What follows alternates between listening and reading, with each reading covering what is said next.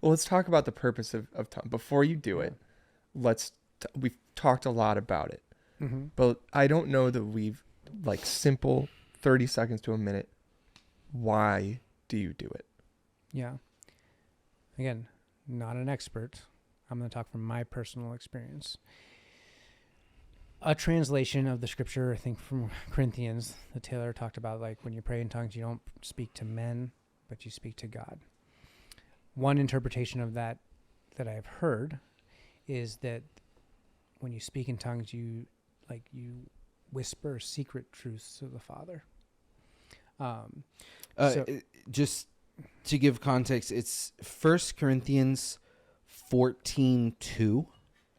And I'm just going to go to the actual Bible and not a quote off the internet. But in the New King James Version, okay, 1 Corinthians 14:2, for he who speaks in a tongue does not speak to men but to God, for no one understands him. However, in the Spirit he speaks mysteries. So I want to read that again in literally the Passion. The Passion version says this. It says, when someone speaks in tongues, no one understands a word he says because he's not speaking to people but to God. He is speaking intimate mysteries in the Spirit. There's a little bubble next to that verse, which the Passion, there's a whole backstory behind it. They take translations based them off of Aramaic, which is what was actually being spoken then. The bubble says this verse makes it clear that the tongues Paul refers to are not known languages, but Spirit-inspired utterances. So that's the verse mm-hmm. that Corey is talking about right now. So then the whole thing is, why do I do it?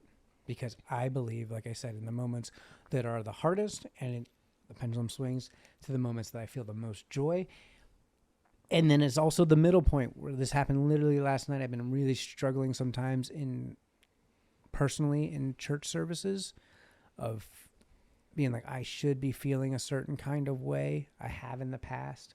Why am I not? Like, what are all the things that I'm like, what am I worried about? What am I looking at? What am I considering? Why am I not feeling emotionally moved by specifically like worship? Because I've always been moved by worship. Like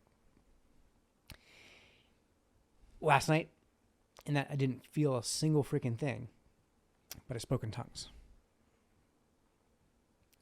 And my experience in worship changed. Mm. So what it's not always a sad feeling, so I speak in tongues. I'm a happy feeling. Sometimes I don't have to feel anything, but the act of doing it for me draws me closer to God. That's why.